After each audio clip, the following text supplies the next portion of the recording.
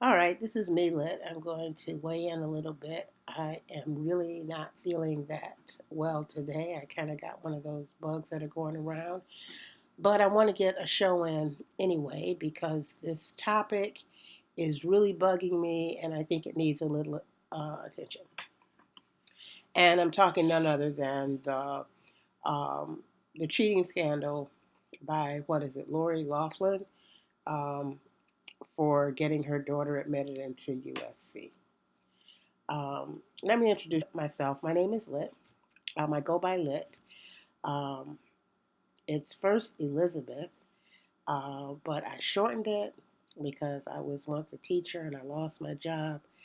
And when I got on the streets, nobody can remember um, Elizabeth, or it's just a little too complicated. So I shortened it to Lit, and that's pretty much what everybody calls me.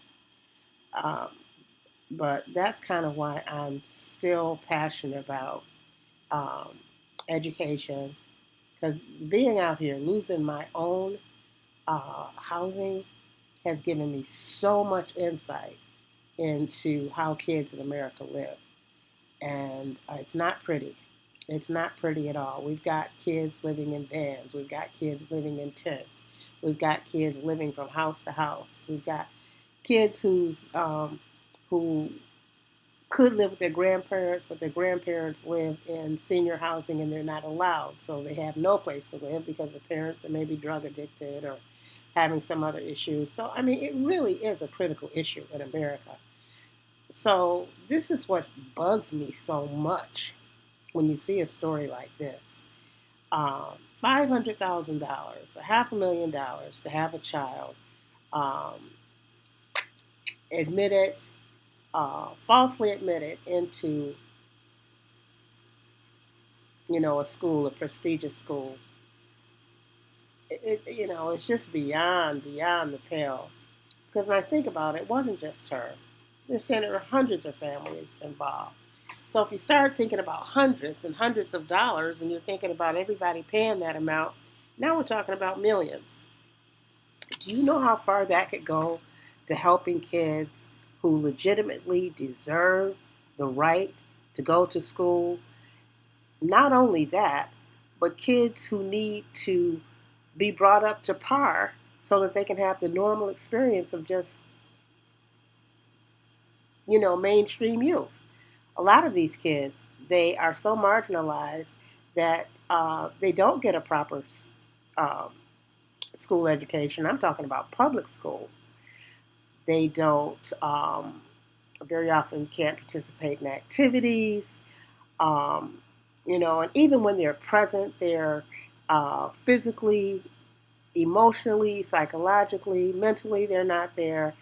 So these kids have been forgotten. These kids have been so forgotten.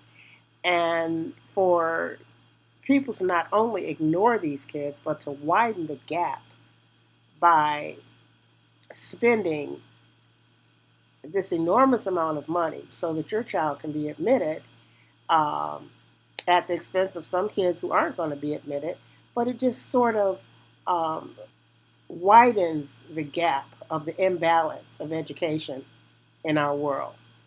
Um, as I said, I see kids who are not getting even the proper public school education because the public schools are kind of biased when it comes to treating kids who are in transitional living and giving them the appropriate education. And that's probably a whole another video. But since that is my passion, I'm just going to talk about it and just say how upset I am that not only did this happen, but that not too many people care about the kids who are um, basically thrown to the streets. These kids have to survive in the urban jungle. They can sleep at friends' houses. They make their own way. I've heard some very, very unbelievable stories. So I'm using all of my wherewithal. Yes, I'm a teacher. I taught for many, many, many years in the classroom. Most recently, 10 years before they laid us off, and I kind of slipped through the cracks. But I'm glad I'm out here because now I see the imbalance in education in our world, and I'm doing everything I can to um,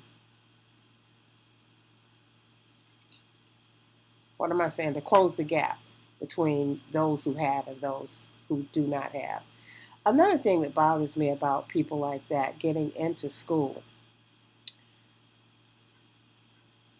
they don't represent the leaders, the ambition of people or kids, youth who want to get an education, and the movers and shakers who want to see positive things happen.